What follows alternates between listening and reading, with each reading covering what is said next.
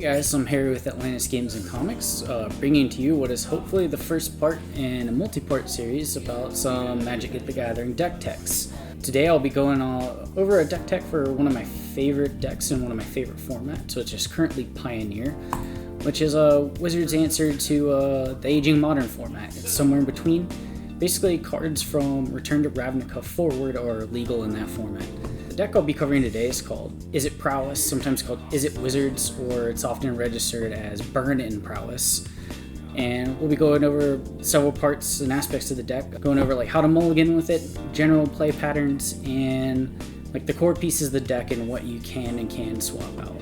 So we'll go ahead and start with the mana base. There's not a whole lot of nuance to the mana base. It's a fairly aggressive deck with a lot of low mana costs, so the deck plays very few lands. It's often, 18 to 20 lands in most cases. You want untapped mana sources, so that's definitely reflected in the dual lands in the mana base. So, blue and red deck, 4 copies of Shivan Reef, 4 Spire Bluff Canals, 4 Steam Vents, 1 Sulphur Falls, 4 mountains, and 1 island. So, no, again, not a whole lot of nuance in there, nothing special going on with the lands. They're just there to provide untapped sources of mana when we need it. The 1 island you could probably cut. That was just kind of a concession I made to Field of Ruin, a card that's kind of popular in control shells or some mid-range strategies.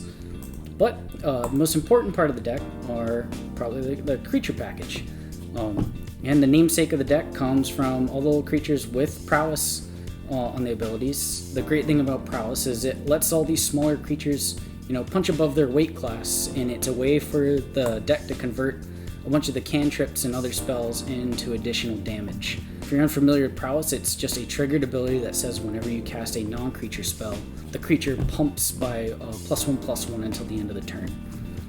So really the most important creature is probably Monastery Swiftspear. If you played Standard at the time that was out in Tarkir, you're probably very familiar with it. It wreaked havoc pretty frequently there.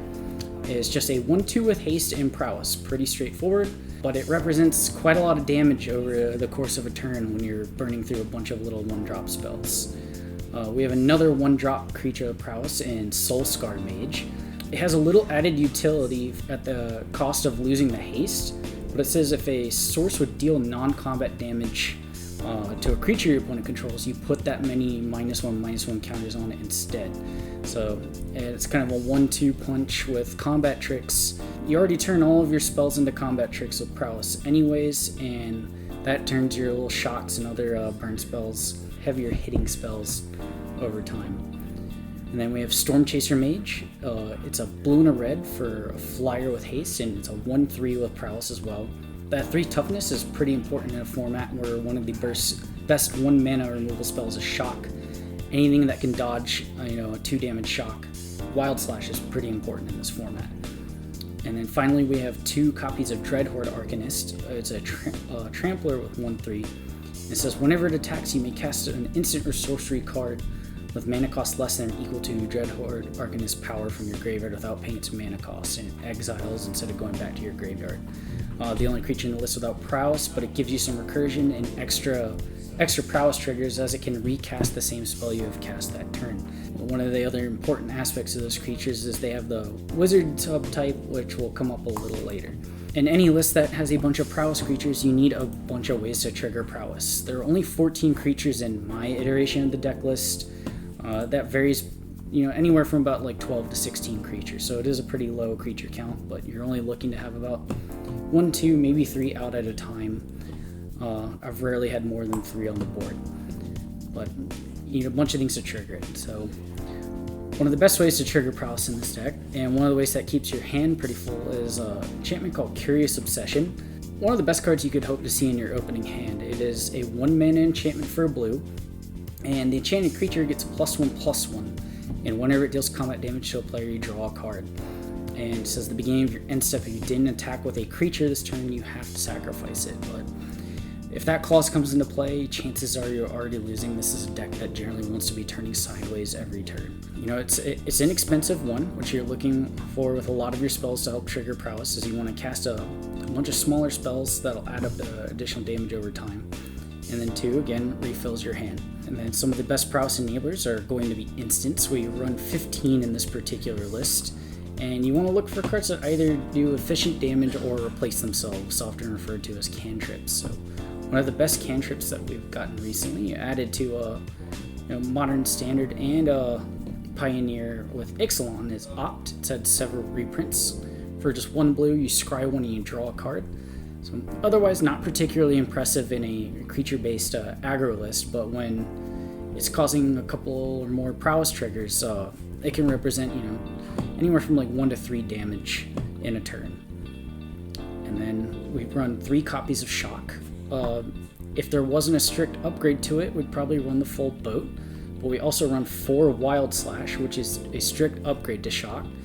It does 2 damage to any target as well, but it does have an additional clause, an ability called Ferocious, and it says if you control a creature with 4 or greater power, damage can't be prevented in that turn. Doesn't come up too frequently, but you do theoretically get creatures big enough with the power triggers that it will matter from time to time. One of the best cards in the deck, one of the best burn spells in some of the newer formats is Wizard's Lightning, and that's really the incentive for running all the small wizards. It's the closest thing you're going to get to Lightning Bolt in a format like this. So normally it is 3 mana, it's 2 and a red for an instant that costs 2 less to cast if you control a wizard. And then it deals 3 damage to any target, just like a regular Lightning Bolt would. But without Lightning Bolt in the format, it's the next best thing. And then we have a number of sorceries. The value of sorceries in this deck aren't as high as they can't be used as combat tricks, like to bluff your opponent or get in some of that incidental damage. But they provide a little bit stronger card draw and some additional effects. In my particular list, I play 4 Crash Through for 1 red. Creatures you control gain trample until the end of the turn, but it also says draw a card.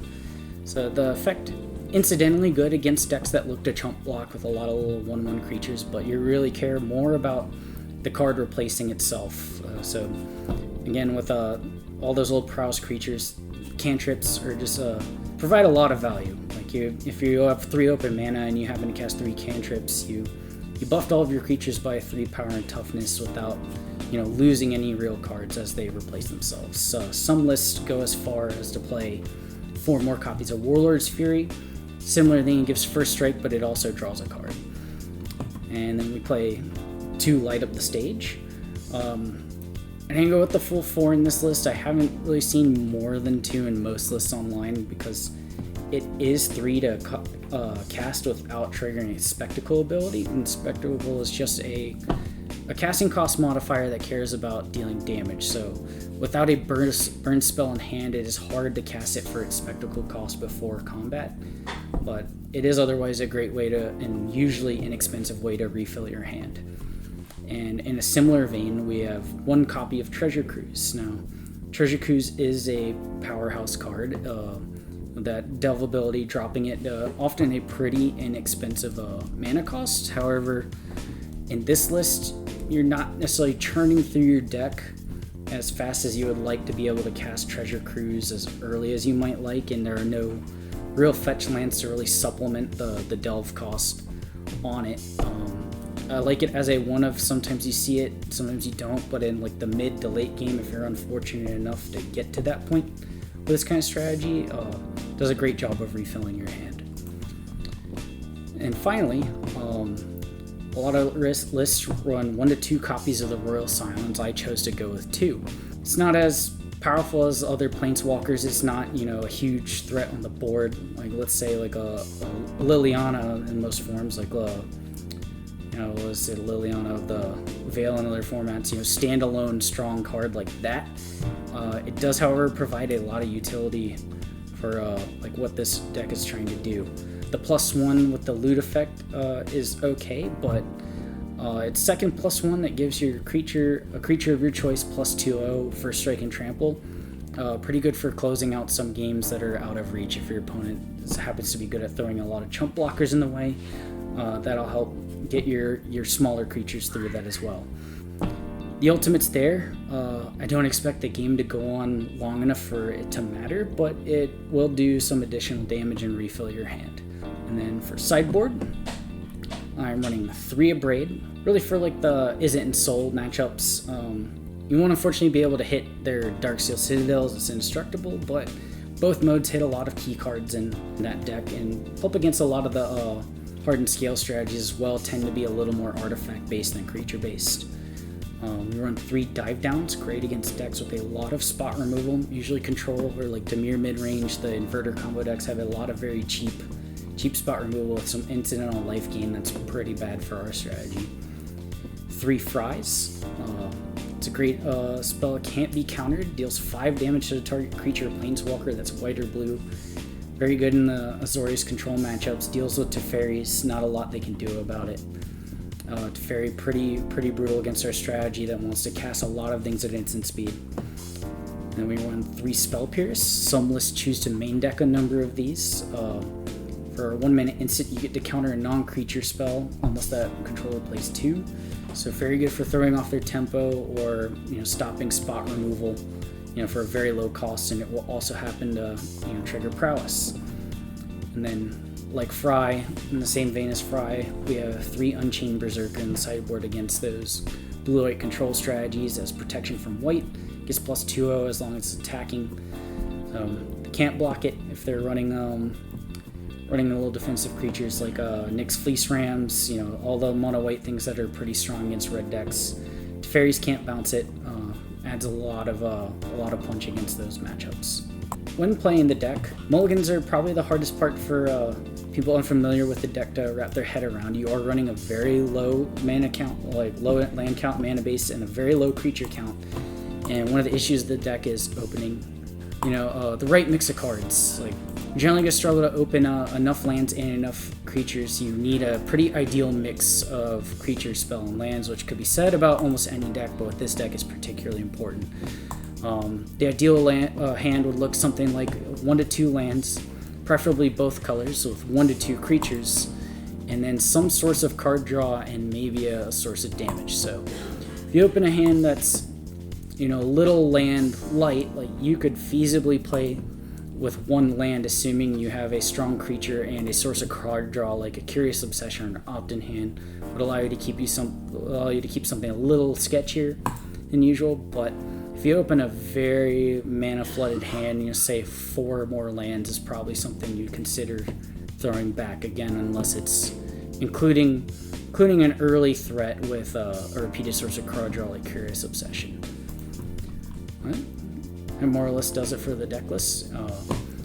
These are mostly cards that we actually keep in stock at our store. We happen to have a majority of this list between our 2 locations. If you're looking for anything from this list or any other Magic card for that matter, feel free to contact us. We'd be happy to go through our inventory. And if we have it, definitely just contact us through pretty much any normal means, phone call, direct message, or email, and we'll be happy to give them to you. We're offering shipping on anything $30 or more for free within the Hampton Roads area. For anything else that doesn't qualify, it's just a flat $5 fee. Just let us know what you think, and we'll be happy to put out more deck techs soon.